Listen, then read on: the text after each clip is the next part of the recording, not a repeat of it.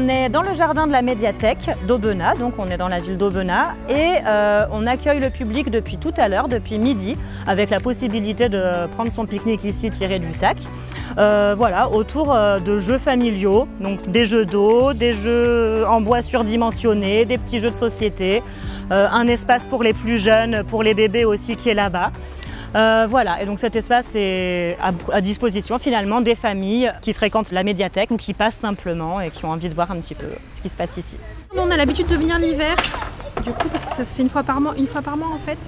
Et du coup c'est à l'intérieur et c'est vrai que là aujourd'hui le fait que ce soit à l'extérieur, je trouve ça génial. Et ça permet aussi de découvrir des choses qu'on n'a pas à la maison, clairement.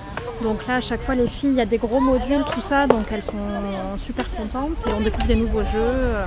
Et on a même acheté des jeux qu'on avait découverts ici. Des jeux de société par exemple qui leur ont beaucoup plu et du coup on allait les acheter ensuite. Voilà. Ça permet aux enfants de chaque village et de chaque quartier de pouvoir accéder à des divertissements, à du ludique et de s'amuser près de chez eux sans pour autant aller très loin et de faire beaucoup de routes pour ça. Donc c'est bien que ce soit la ludothèque qui se déplace pour aller à la rencontre des enfants.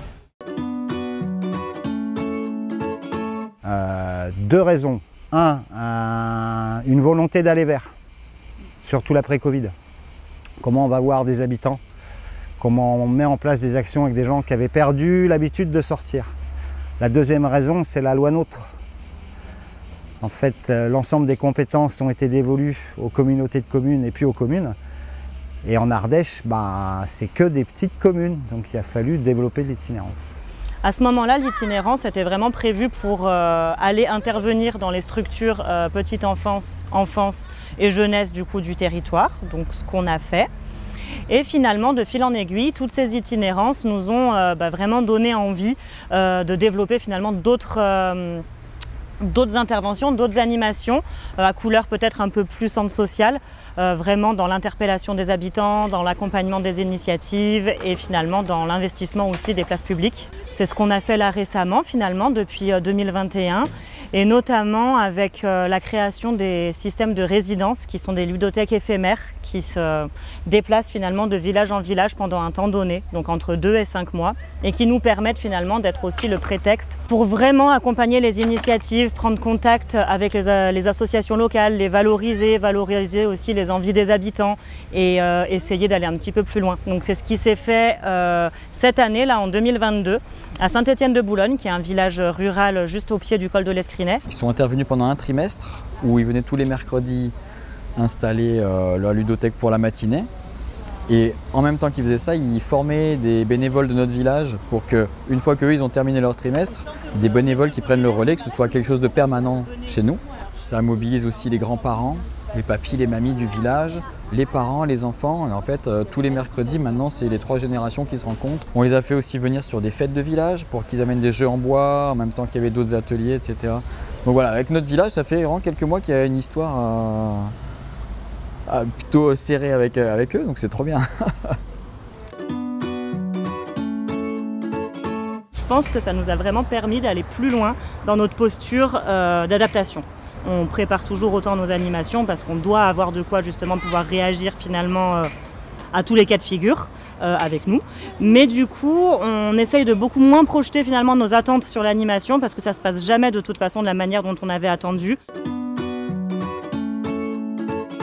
La manutention et les temps de trajet finalement doublent même nos temps de travail face à une animation. Donc je pense que ça c'est une des choses les plus difficiles à gérer. Et donc oui, la rotation des plannings, veiller à l'équité aussi d'intervention dans le territoire, voilà, c'est un petit peu casse-tête à certains moments.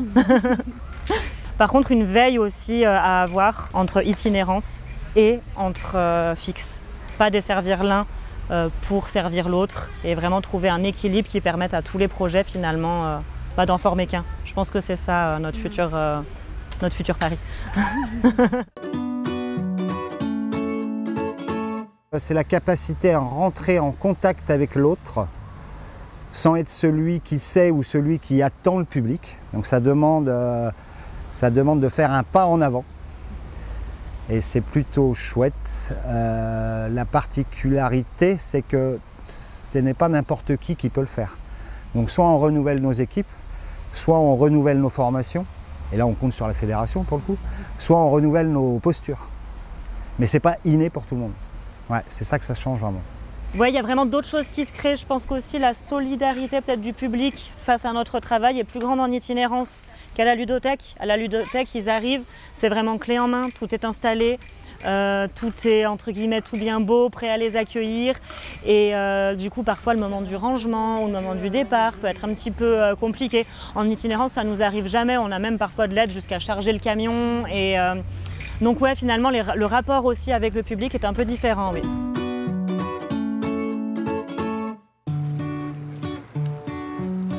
Le jerrycan d'eau qu'on apporte partout pour remplir d'eau piscine, pour boire, pour permettre aussi aux usagers du coup d'avoir de l'eau quand ils n'ont pas prévu, pour s'arroser quand il fait trop chaud, pour nettoyer nos jeux. Ouais, le jerrycan c'est pas mal. Et sinon du mobilier aussi du coup pliable, mais pratique, qui fait pas mal, qui est pas lourd, qui se casse pas au premier chargement. Voilà.